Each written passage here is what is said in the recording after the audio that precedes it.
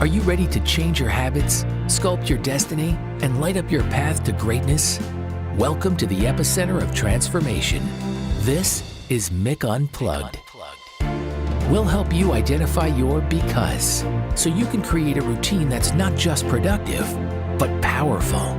You'll embrace the art of evolution, adapt strategies to stay ahead of the game, and take a step toward the extraordinary. So let's unleash your potential. Now, here's Mick. Ladies and gentlemen, welcome to another exciting episode of Mick Unplugged, where we go deep into your because, those things and reasons that fuel you to be the person that you are. And today, I have a guest that is truly inspirational. He's a former SEC Defensive Player of the Year from the University of Florida, former professional basketball player in the NBA and Euroleague, and is now a broadcaster with the SEC Network. More importantly, he's the author of Sit to Rise and the founder of the PY4 Foundation, which supports individuals facing life-altering events. He is a man who's discovered a new purpose in life and is guiding others through fighting adversity. It is my distinct honor and pleasure to introduce the man that I used to call the Incredible Hulk, Mr. Patric Young. Patrick, how you doing, brother? Pretty good. And, one thing that I had in common with the Incredible Hulk, I used to have an anger issue, so it did show up on the court. So that's sometimes in practice, so that's pretty accurate. But glad to be here. Hopefully I can bring some value. Love, every opportunity, however big or small or whatever it is. You always want to try and leave it better than you left it. So hopefully we can accomplish that today. You were totally going to do that because I know the man that you are. So I appreciate that more than anything. Let's talk about your life, your journey, the things that you're doing now. And I'm going to let this be an open canvas for you because you know how much I respect and adore you. Wherever you want to take this is where we're going to go. But ladies and gentlemen, be prepared. Be prepared. Patrick's about to give it to you and give it to you raw, the only way he knows how. So Patrick, man, let's talk a little bit about your life and how you got to where you are today. It's hard to know where to start, but people always say to start from the beginning. So I'm from Jacksonville, Florida, born and raised. Both my parents actually grew up here in Jacksonville as well, which is pretty rare. And I love my city. I love my Jaguars. I grew up a Gator fan. Man, I miss the simplicity of life as a kid. I'm in that millennial stage where growing up, we were transitioning into technology. And when I say we, I mean my neighborhood friends that I grew up with. We didn't need phones. We just looked outside, go ring the doorbell, call the house phone. Hey, is so-and-so, can they come out and play? And then transitioned into, as we were getting older, social media started picking up and whatnot. But I had super, super supportive parents. My parents are still married to this day. Actually staying with them right now in this season of life. Man, I just been so blessed with all the things that I had to help allow me to be in a position that I know a lot of people don't have and aren't able to. I definitely took some of those things for granted growing up because you don't know what you don't have until you don't have it sometimes. Or when you're not exposed to other people that don't have the things that you consider just a thing when it actually is a privilege and a blessing. So we grew up in the church, and I'm so thankful for that foundation, even though I wouldn't say that I was necessarily like an active follower of Christ. I just had that foundation to know who he was, a lot of things in which he taught. And it really wasn't until I got out of your parents' house and you started to become your own man where you kind of can see a lot of things that you've learned were true. So I was fortunate enough as an athlete coming here out of Jacksonville to be a McDonald's All-American, top player in the country, was able to go to my dream school, the University of Florida, with Coach Billy Donovan. And, yesterday I talked online with Coach Buzz Williams and their basketball team as they're preparing for the summer, preparing for this upcoming season. And Coach Buzz gave me just this awesome introduction on all the things that I accomplished. And the first thing I wanted to address to those guys is that almost all of those things never happened. And you said a few of them. Final Four, 3 Elite Eights, SEC tournament, SEC regular season, first player and only player ever to win SEC Academic Player of the Year 3 years in a row, played Defensive Player of the Year, numerous awards that I was able to be a part of. But, my freshman year, I just wasn't able to grasp the difficulties of transition and change from high school, where you really could just out-talent everybody on a given night at 6'9", 230 pounds. I mean, it's rare that you're ever going to run into somebody once or twice in a season that's going to even affect you or slow you down. So it can affect that work ethic and you understanding how far you and much you need to know and how much you don't know. So when I got to college, transition into being on your own, adjusting, wanting to fit in, wanting to be liked, study hall, practice, scouting, film, weights, all those things, it can be overwhelming. And, with how difficult all that stuff is, it led to frustration. it led to me just not understanding the process. And seriously, like and I mentioned this in the book, Coach Donovan had to take me to his office a little bit before the season started, I believe, and said, hey man, I love you, but if you're not going to let me coach you, you might as well think about transferring somewhere else. I'm thankful for that because he wasn't asking for perfection, never was, but he was asking for humility, was asking for progress, not perfection. And, you know, I was not perfect through that, but I did progress. Each year I got better with my attitude, with my understanding, with my love for the game, with my role. So grateful. I stayed up for years.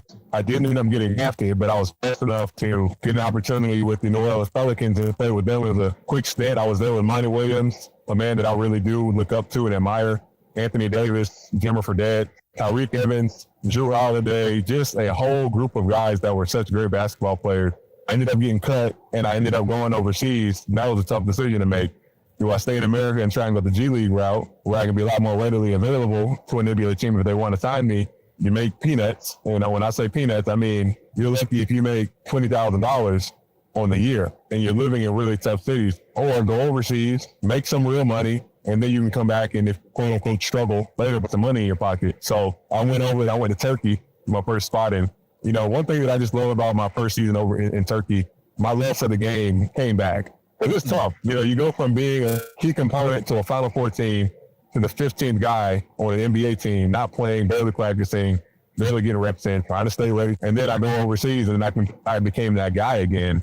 You know, long story short, in my career, I played Turkey 1 year, Greece for 2 years, 2 years in Italy and 1 year in Israel, and ended up hanging up my shoes with basketball pretty much the end of 2020, going into 2021. And I just was ready for life change, ready to see what else God had in store for my life. And when you're playing ball overseas, you're over there for 10 months. So I wanted to make up and, you know, recreate and make new memories with the people that I loved and the holidays, and just see what came in store. And, you know, that year in 2021, I got engaged. I started working with the SEC network, got an audition with them and got the job. And then I was working with another company part-time that was a great opportunity. So I come into that year and I'm like, man, life is good. You know, life is good. Life is great. God is good. God has opened doors. I got engaged December 4th, June 29th, which we're actually coming up on, was going to be the day where everything was kind of changed for me. When I got in a car accident that changed my life and left me paralyzed from the waist down. And yeah, I'll pause there so you can, you know, go where you want from there. Because there's somewhere I can tell the whole thing at once, but I don't want it to be a monologue. Nah, man, I wanted to give you the platform, number one, because you deserve it. But you hit on a lot of things that resonate with me personally. And, you know, talking about being coachable. Billy Donovan just wanted you to be coachable. And I think a lot of people miss that aspect, not just in sports, but in life in general. In life. When you feel like you're that guy or you're that gal and no one can teach you or tell you anything, that's usually when things are the worst for you, right? Yeah. And I love that you said you didn't have to be perfect. You just had to show up. You had to be available. But most importantly, you had to want to be coachable, because a lot of people will say, okay, I'm coachable, until you start coaching them. Right. And so I'd love for you to talk just a moment about, for you, what does being coachable mean? Well, I think that happens so oftentimes than not. You know, I know what happens in my case, and I know what can happen in other people's. For me, I did struggle with being a little bit coachable before coming into college, especially with my dad. I don't know why it is. You know, why is it with kids and parents that we're so resistant on what they want to tell us and teach us? But fortunately, when I transferred to Providence, another school here in Jacksonville, that was the first coach to get on me and push me. And I understood he loved me and he wanted me there. That's why he was getting on me. He saw the greatness within me. And, you know, I'm fortunate that I didn't have social media at the time to where it is now, because there's so many people that are telling you how great you are, how good you can be, this and that and whatever. But the thing is, that's an expectation that is external versus having this internal standard that says, okay, I appreciate what people are expecting and think and believe that I can be, but I understand there is a large amount of work required for me to get to where I want to get to. Potential is only potential until it actually becomes that pinnacle. I didn't realize that. You know, I was frustrated because I thought it was going to be easier. I thought that, you know, when I came to college that I was still going to be able to out-talent people, and that the amount of work that was required was way more than I had ever worked. I had never worked as hard as what I believe is required for you. Like, I don't want to say you have to be obsessed, but it has to be a priority.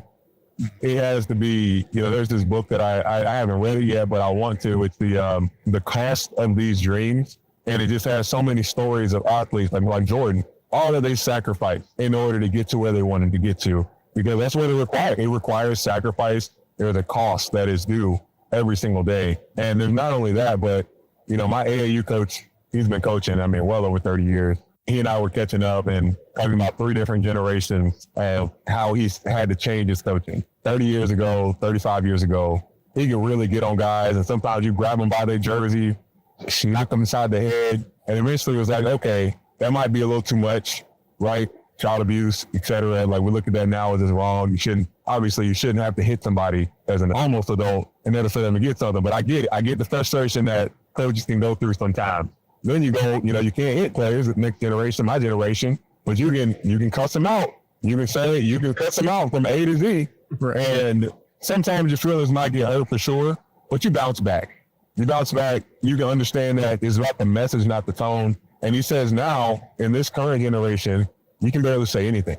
It's a group that is so connected to their phone and not able to emotionally understand what is being delivered to them is not, it might be criticism, and I think that might be the reason that wording why people struggle, but it is correction. There's blind spots. There's things you don't know about the game. And this coach wants you to succeed, that you have to understand by you not doing the things that are required or asked of you, you're hurting the team, or you're not going to get on the court. If you can't remember plays, if you can't do the basic things that they're asking you, how can you expect that they're going to put you and give you a time over a starter? And yeah, to your point in life, I don't think that we as individuals, we haven't normalized asking for feedback, whether it's your wife, your child, your boss, your friend. So when someone does criticize us, justified or not, right or wrong, take the offense. Like, how dare they say that? And I realized a pastor friend of mine said the word offense, I think I couldn't remember if it was translated in Greek or Hebrew, but it translated over to bait, that you don't have to take the bait.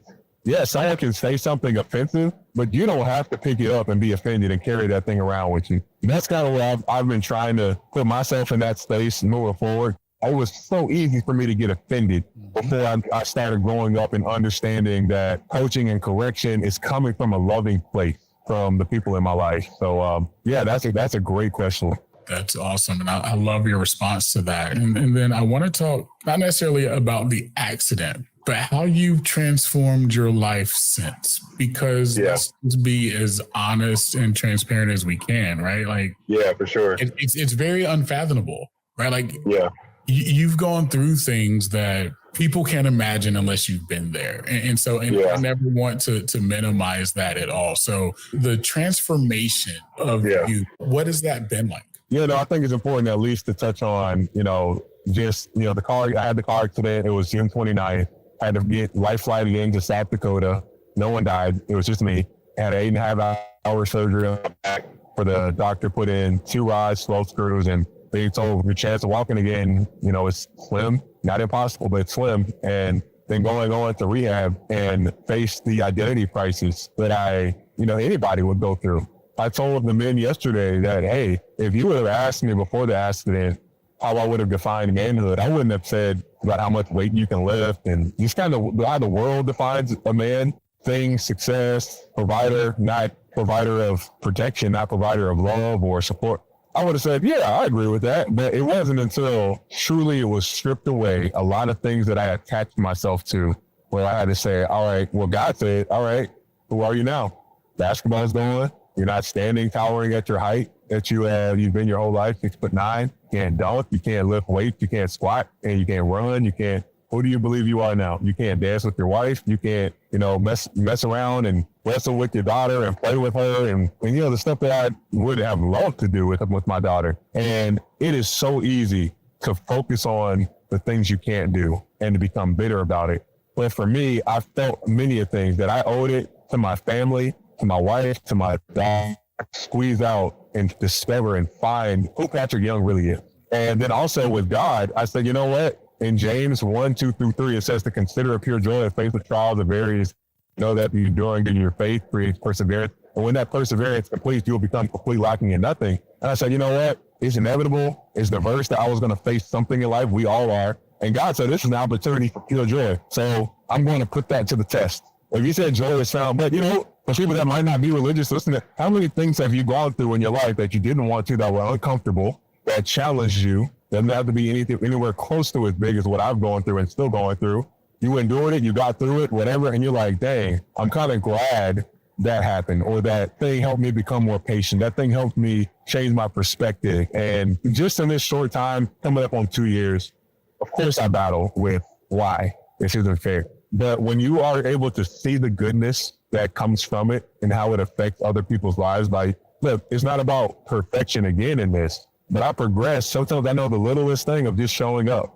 People seeing me show up in places and going and standing and not faking it. I'm not going to say fake it till you make it, but having this realization and this acceptance that life is now. Life is now. Yes, I would love to go back and change. I love to do high school again. I love to do childhood again. I can't do that. So nothing has taken away my decision making. And life is hell of choices. And I'm not going to say it's easy. And there's people that have things a lot far worse off than I do. That's something that keeps my mind sober, that there's people that are suffering far greater than I am. And just knowing that calling and my purpose, this pit, and Ariel said this the other day, I think it was my therapist. He was like, man, the pit that you're in doesn't stop your purpose. The pit doesn't change your purpose. It might delay, it might slow you down, but you're not going to be in there forever.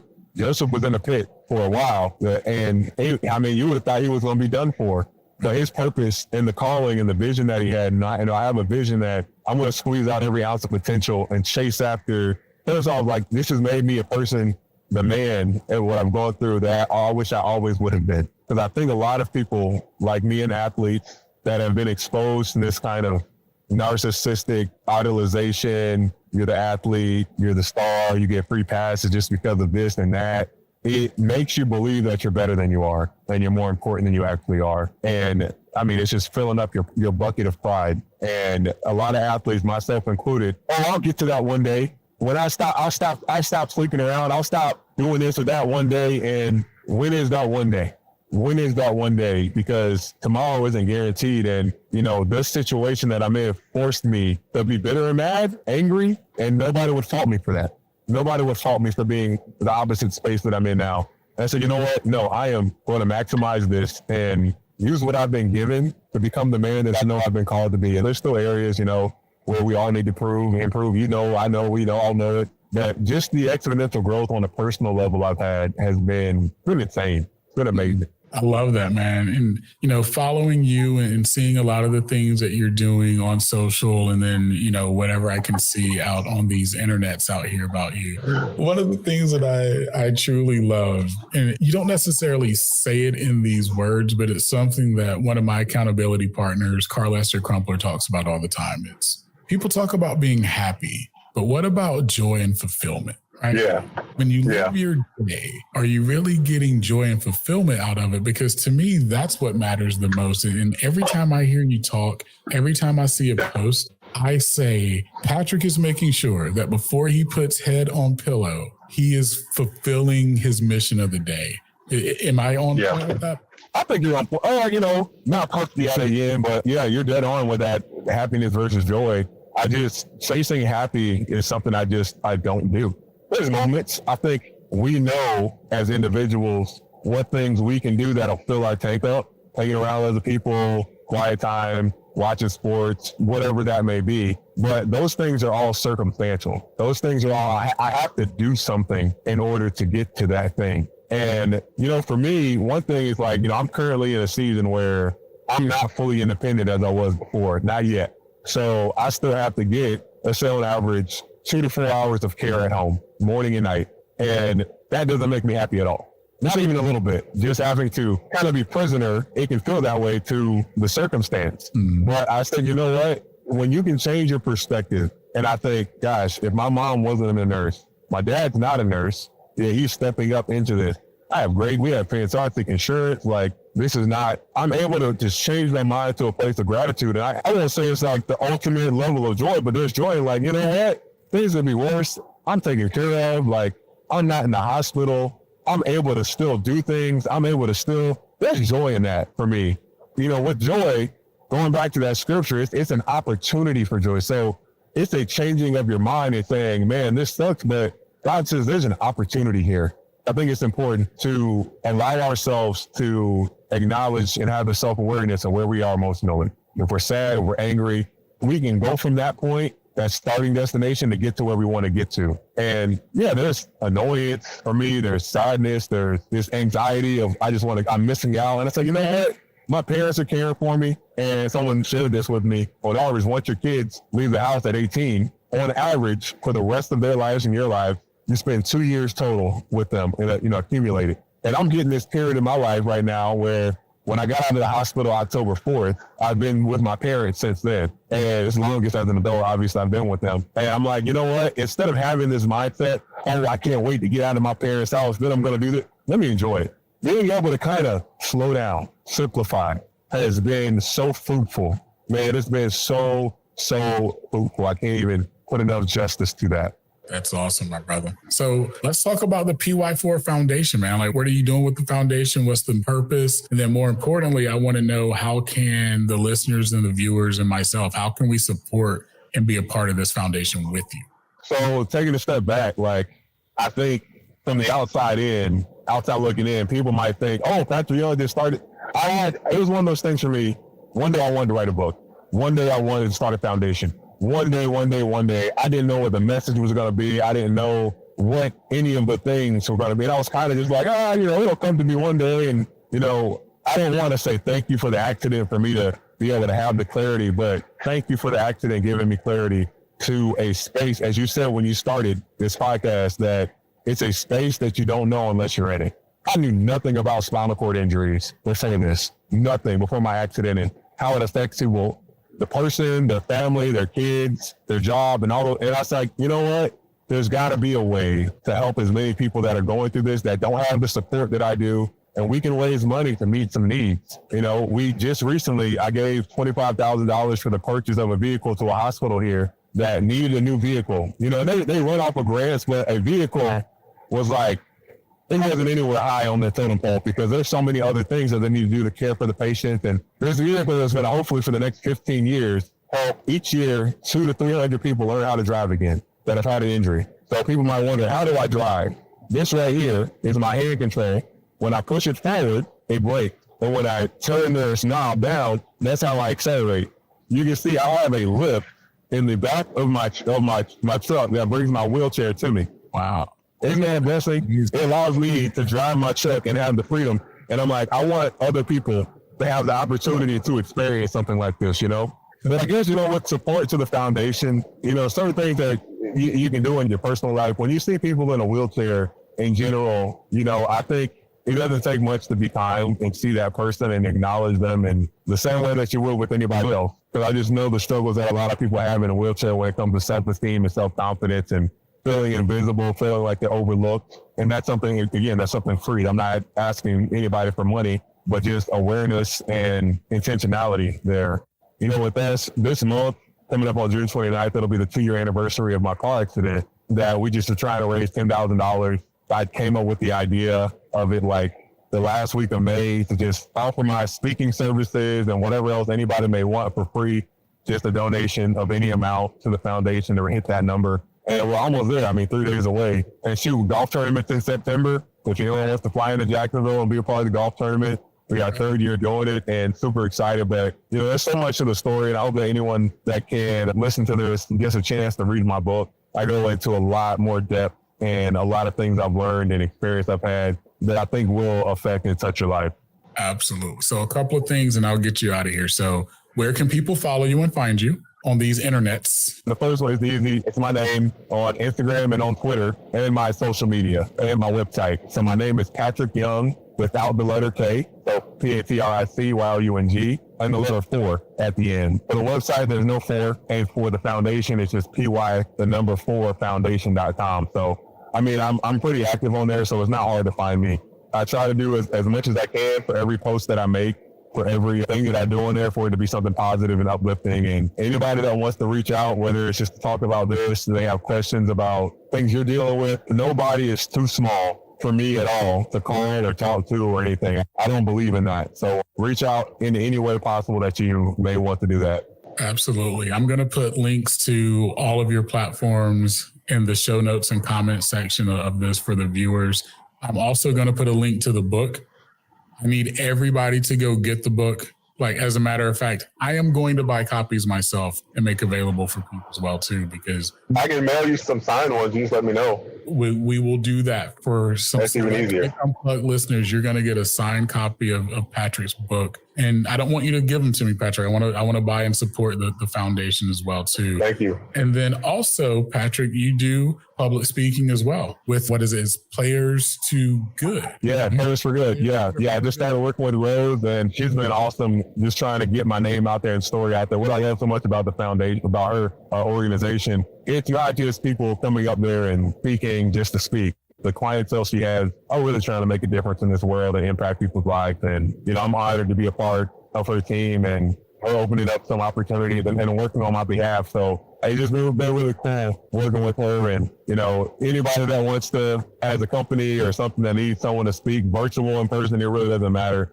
We'll make that happen. Yep. Players for Good. Everybody remember that. I'll have a link to that as well so that we can get more goodness out of Patric, because trust me, as soon as you start following, you're going to see what I mean. If you're not following him now, you're going to see what I mean. But all of his socials, Players for Good, we're going to make sure that we have all of that there. Patric, man, I appreciate you taking time out of your busy, crazy schedule. It means the world to me to have you on, even though I'm not a Gator, I'm a Tar Heel, but that's all right.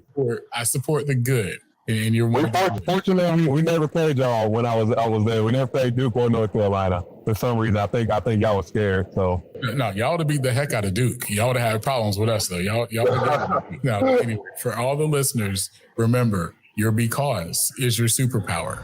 Go unleash it. Thanks for listening to Mick Unplugged. We hope this episode helps you take the next step toward the extraordinary and launches a revolution in your life. Don't forget to rate and review the podcast. And be sure to check us out on YouTube at Mick Unplugged. Remember, stay empowered, stay inspired, and stay unplugged.